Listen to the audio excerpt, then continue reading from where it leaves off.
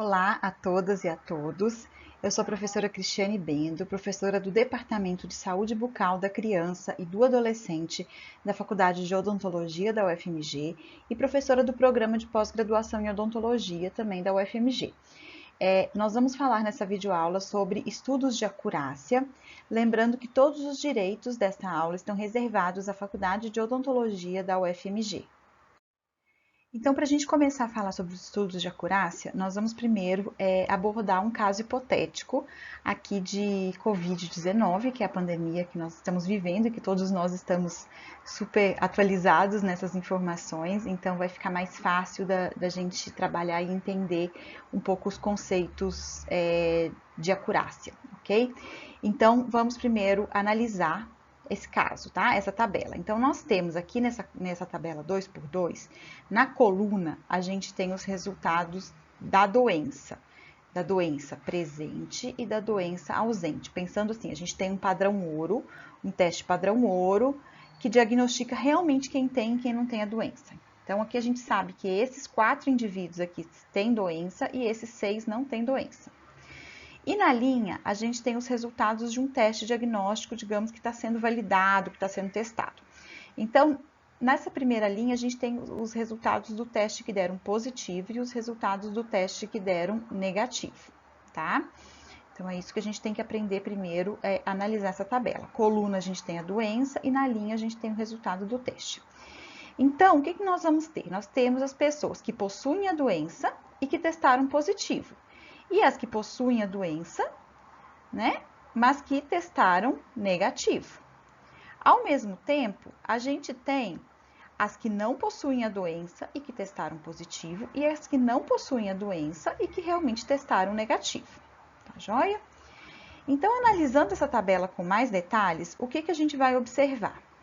Né, que o teste positivo identificou corretamente 3 a cada 4 indivíduos realmente doentes. Então, um indivíduo que possuía a doença, ele não foi identificado. Ele foi identificado como negativo nesse caso, que é o que chamamos de falso negativo. Além disso, o teste, ele descartou corretamente 3 indivíduos em cada 6 que não tinham a doença. Então, 6 indivíduos não tinham a doença. E em 3, o teste realmente deu negativo, tá? Só que em 3 que não tinham a doença, o teste deu positivo. E aí, isso nós chamamos de falso positivo, né? Então, aqui eu tenho 3 que foram os verdadeiros negativos e tenho 3 falsos positivos. Então, o teste, ele descarta corretamente 3 em cada 6 indivíduos sem a doença.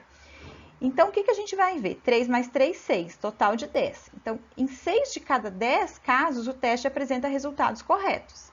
Então, em 4, ele vai apresentar resultados errados. Bom, então saindo desse nosso caso hipotético, né, que a gente utilizou a Covid-19 para estudar, vamos pensar agora nas pesquisas que nós realizamos.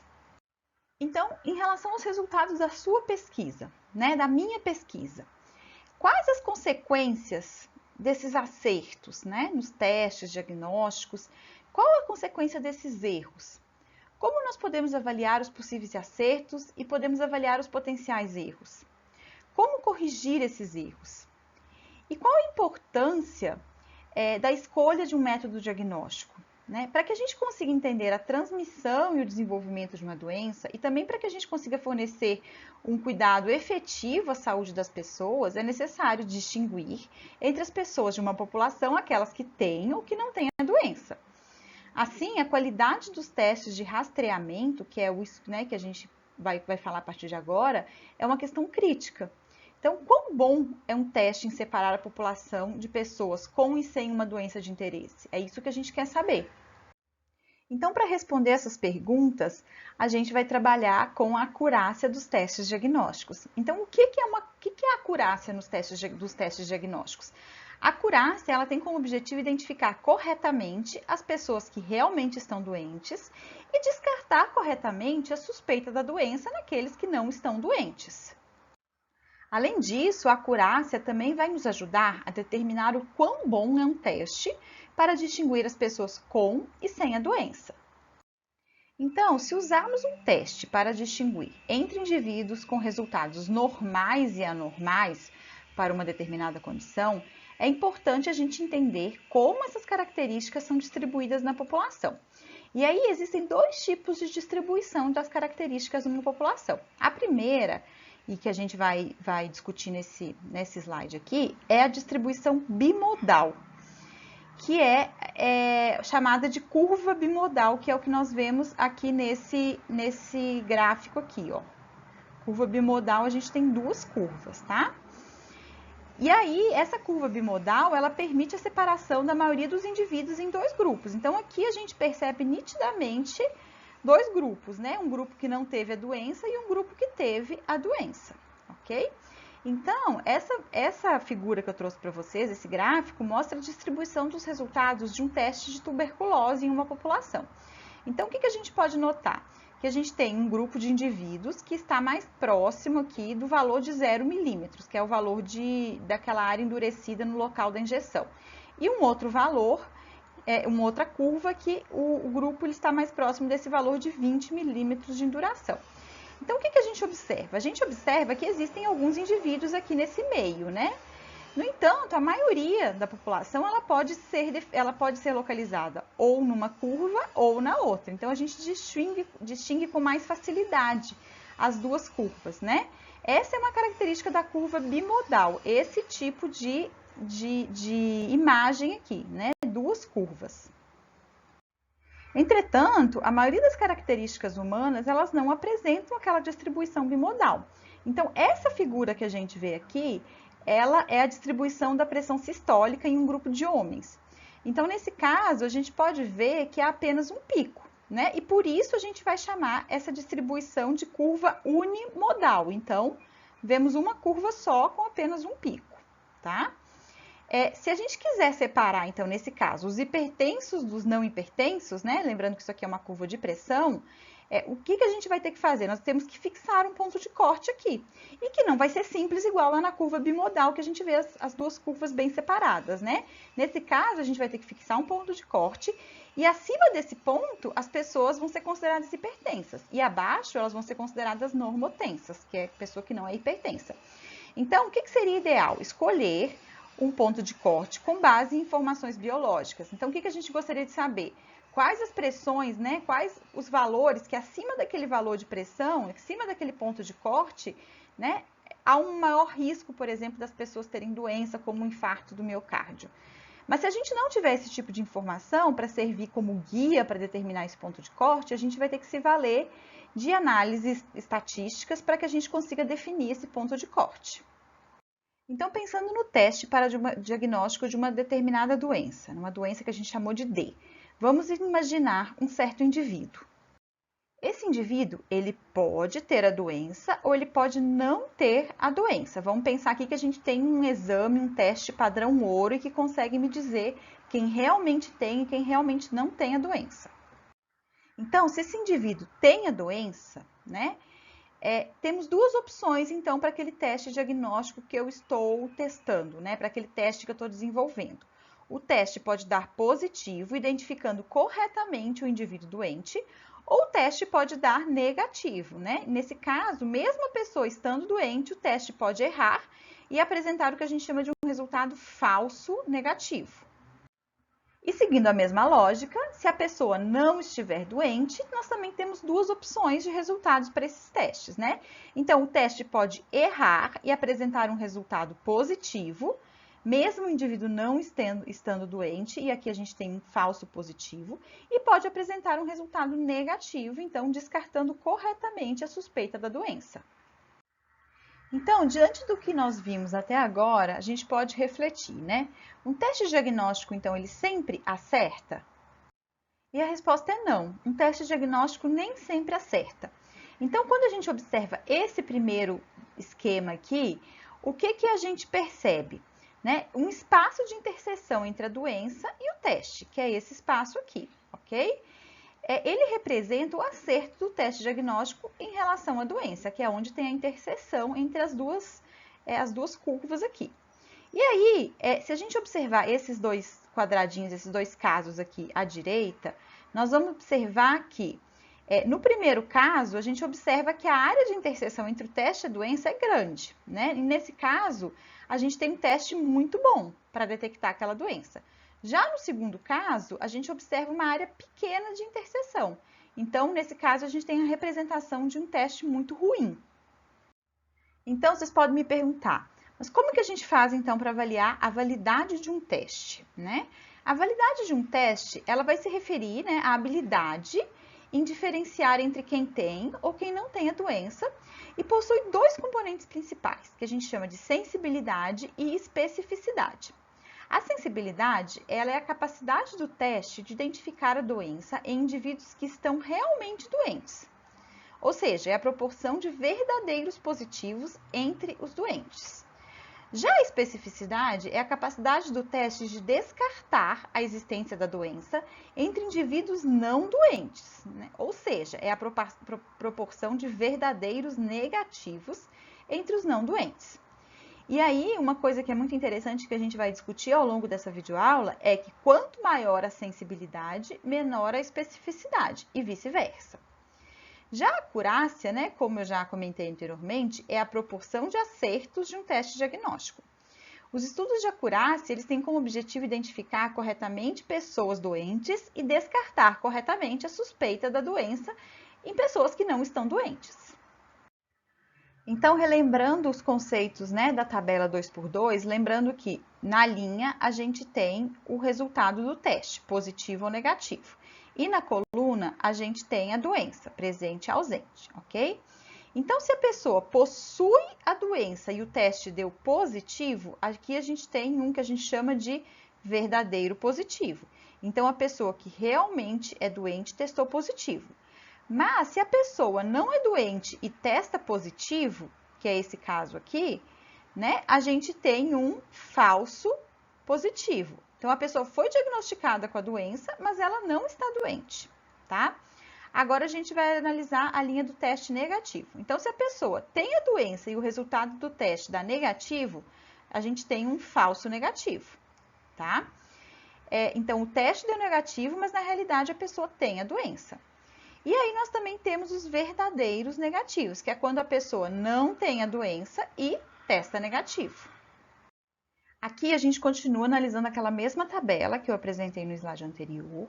Então, quando a pessoa tem a doença e testa positivo, então nós temos os verdadeiros positivos, que eles estão aqui. E isso, né, o que mostra pra gente? Que o teste foi capaz de identificar a doença entre os indivíduos que realmente tinham a doença. E isso a gente chama de sensibilidade do teste. Por outro lado, temos também a especificidade, que é a capacidade do teste de descartar os indivíduos que não estão doentes. Então, que são os verdadeiros negativos. Então, os verdadeiros negativos é a especificidade, tá? Então, o que é importante a gente lembrar aqui, e aí mais pra frente eu vou resgatar isso quando a gente for trabalhar com outro conceito. Quando a gente trabalha com conceitos de sensibilidade e especificidade, a gente sempre trabalha pensando na coluna, tá? Na doença. Então, vocês podem ver que a gente até colocou um número 1 aqui para vocês lembrarem que a gente trabalha com as somas e subtrações pensando na coluna. Então, se a pessoa está doente e o teste apresenta um resultado positivo, o que a gente pode dizer? Que o teste é sensível. Ou seja, ele é capaz de identificar corretamente as pessoas doentes. E se a pessoa não está doente e o teste apresenta resultado negativo? A gente fala que o teste possui uma boa especificidade. Então, quanto maior a sensibilidade, menor a especificidade. Como eu falei com vocês, eles são inversamente proporcionais. E aí, nós temos ainda os falsos negativos, que ocorrem quando o indivíduo é doente e o teste apresenta resultado negativo. E os falsos positivos, que é quando a pessoa não é doente e o teste apresenta resultado positivo. O valor, esse P que a gente colocou aqui, ele denota a prevalência da doença. Então, para eu falar que esse grupo é doente e esse é não doente, eu trabalho com a prevalência da doença. Então, esse grupo é o de doença prevalente, é o que tem a doença, tá? Então, como que a gente calcula a sensibilidade, a especificidade e a acurácia de um teste? Primeiro, eu quero que vocês lembrem aquilo que eu falei. sensibilidade e especificidade a gente trabalha pela coluna, lembrem que eu mostrei lá nos slides anteriores? Então, isso vai ser importante aqui agora, tá? A sensibilidade, então, ela é a proporção de verdadeiros positivos entre todos os doentes, total de doentes. Então, é A sobre A mais C, ok? A especificidade é a proporção de verdadeiros negativos sobre todos que não têm a doença. Então, é D sobre B mais D, né? B e D, ó, B mais D, tá? Então, é D, verdadeiros negativos, sobre todos que não têm a doença. A acurácia é a proporção de acertos de um teste. Então, quais são os acertos? Os verdadeiros positivos e os verdadeiros negativos. Então, é A mais D sobre todos eles. A mais B mais C mais D. Então, isso é a acurácia. A gente mede a acurácia de um teste. Seguindo a mesma lógica, então, se eu quiser saber sobre os falsos positivos. Então, o que são os falsos positivos? São esses aqui, ó. Quando o indivíduo não está doente, então doença ausente, mas o diagnóstico, né, o teste, ele diagnostica a pessoa como doente, tá? Então, lembrando que a gente trabalha, nesse caso, pela coluna, o falso positivo seria 1 menos a especificidade, né? Então, como que eu calculo 1 menos especificidade? Ou é só calcular B sobre B mais D, né? Se a especificidade é D sobre B mais D, 1 menos especificidade é B sobre B mais D, ok? E os falsos negativos, então, né? Então, se eu quiser avaliar os falsos negativos, que é esse, a pessoa tem a doença, mas o teste deu negativo, tá?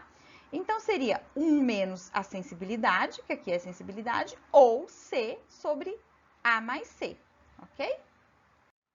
E aí vocês podem se perguntar, mas por que é importante conhecer a sensibilidade e a especificidade de um teste? Então, vamos imaginar, se o indivíduo não tem a doença e ele recebe o diagnóstico positivo para um teste, então ele caiu no falso positivo. Essa pessoa ela vai ser chamada de volta para a realização de mais testes, né, mais sofisticados, caros.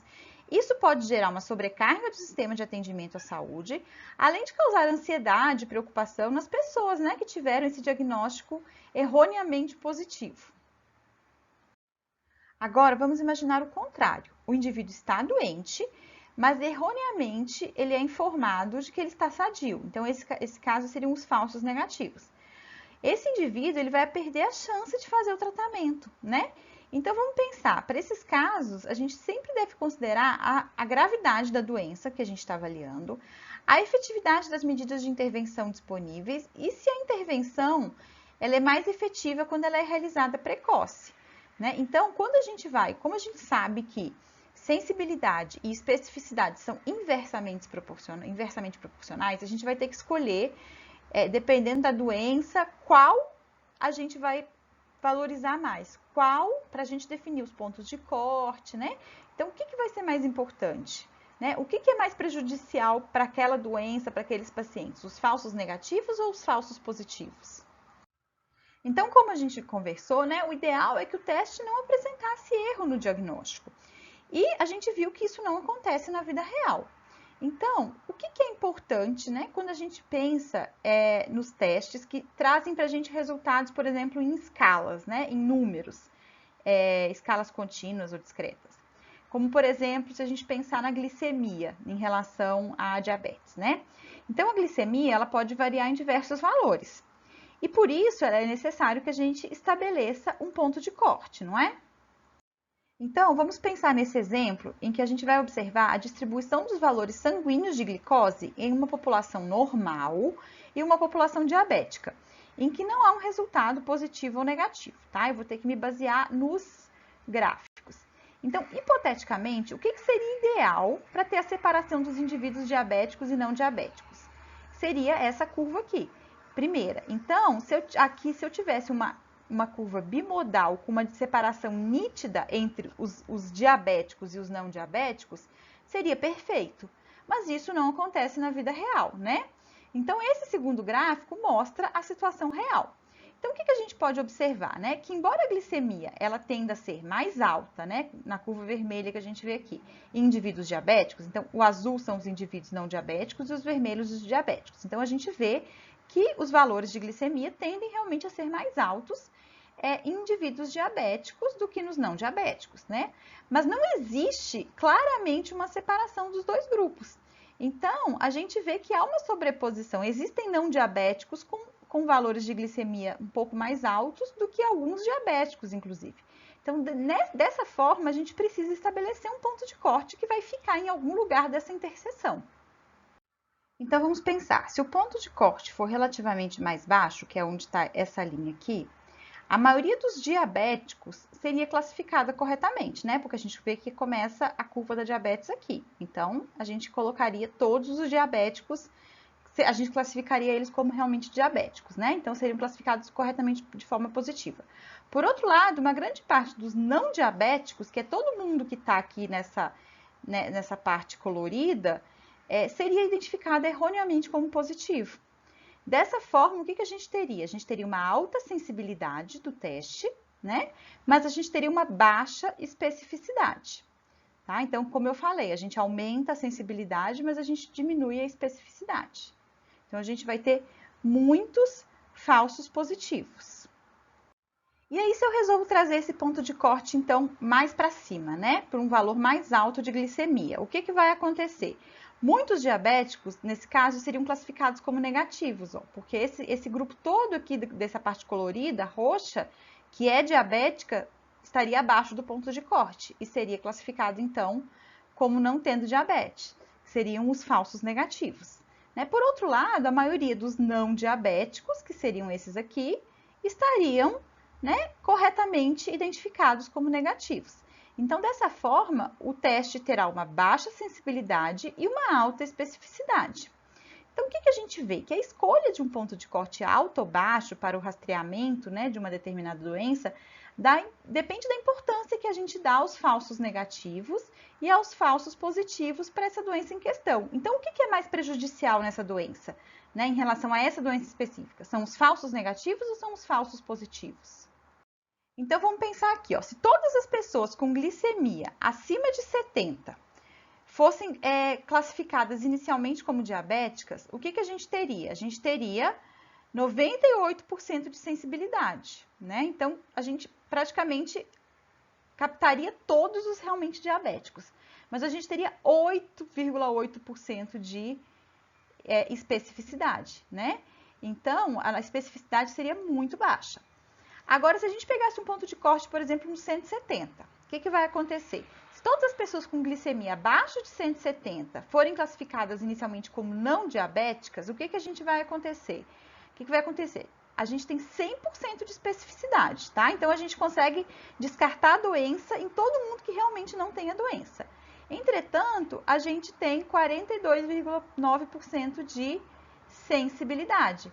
Então, assim, muitos diabéticos, que realmente são diabéticos, seriam classificados como negativos, como se não tivessem a doença. Então, nesse caso, como que se aborda, né? Normalmente, o ponto de corte, ele é escolhido num ponto que esteja entre essa interseção das duas curvas, né? Então, determinando, né, tentando encontrar o ponto de corte que determine o mínimo de erro possível, tanto de falsos positivos quanto de falsos negativos. Então, só comparando, né, o que seria uma curva bimodal ideal, em que a gente tivesse um ponto de corte que não houvesse interseção entre os dois grupos, mas que isso não é a vida real. E aqui a gente tem uma curva de glicemia mais normal, digamos, né, mais o que é real. E aí o ponto de corte vai ser alguma coisa entre esse meio aqui. Então, por exemplo, se a gente pega o ponto de corte, né, que é trabalhado hoje em dia, né, já variou muito entre 90 e 110, né, que a gente sabe que ao longo dos últimos anos sempre variou aqui. Então, a gente trabalhava ó, com 94 de sensibilidade, 47 de especificidade, né, até 85 de sensibilidade, 84 de especificidade, tá? Então, é esses pontos de corte que vêm sendo trabalhados ao longo dos últimos anos para a glicemia. Um tipo de estatística que pode nos ajudar a escolher, então, um ponto de corte é a curva ROC, que nos mostra graficamente a relação entre verdadeiros positivos, que é a sensibilidade, e os falsos positivos, que seria a 1 menos especificidade. A curva ROC também é útil para comparar 2 ou mais testes diagnósticos e quanto maior a área da curva, né, sob a curva, melhor é o teste. Então, para entender melhor o que significa isso, nós trouxemos novamente aquela tabela relacionada com a glicemia dos pacientes diabéticos e não diabéticos, para a gente analisar qual seria o melhor ponto de corte nesse caso.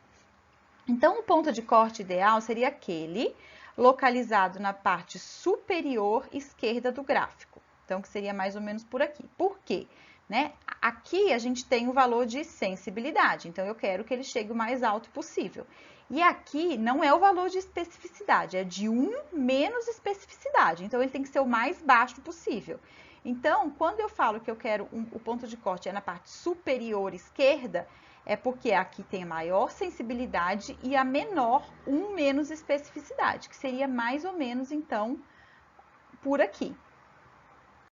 Eu trouxe um exemplo aqui de um trabalho da professora Carolina Martins, que também utilizou curva ROC num trabalho um estudo de acurácia, e ela queria observar se a fotografia digital ela era um bom teste, né, para avaliar a fluorose dental. A fluorose ela foi avaliada através de um outro método de diagnóstico considerado padrão ouro e comparado então com a fotografia. Então aqui na coluna a gente tem o resultado da fluorose, sim ou não, e na linha o resultado do teste que estava sendo testado, que era o uso da fotografia.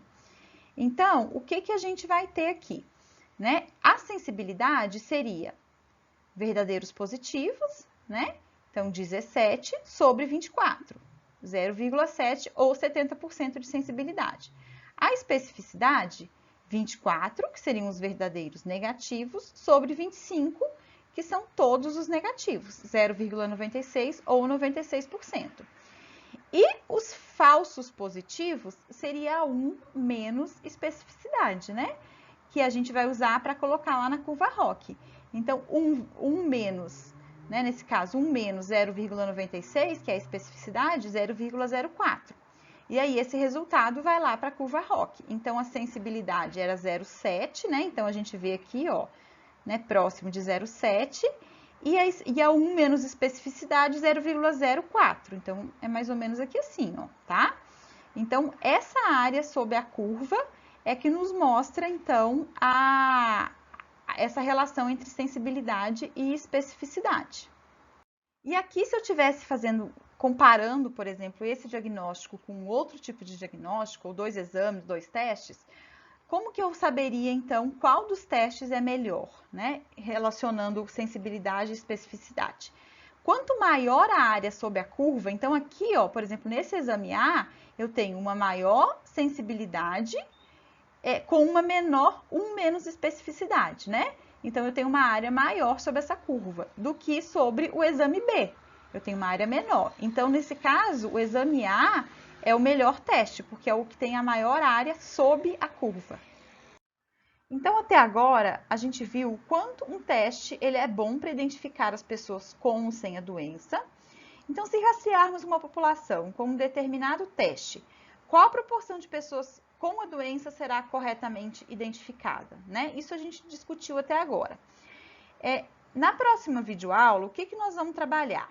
Né? Nós vamos pensar, então, se eu quiser transferir, né, levar isso aí para a minha prática clínica, né? Então, se o resultado do teste ele é positivo no paciente, então qual a probabilidade desse paciente ter realmente a doença, né? É o que o médico vai pensar, é o que o profissional, o dentista, o profissional de saúde vai pensar, tá? Isso é chamado valor preditivo de um teste, e a gente vai discutir isso na próxima videoaula. Essas foram algumas das referências que eu utilizei nessa videoaula e que eu sugiro que vocês estudem, leiam, para se aprofundar melhor e entender melhor esse conteúdo. E aguardo vocês, então, na próxima videoaula. Até lá!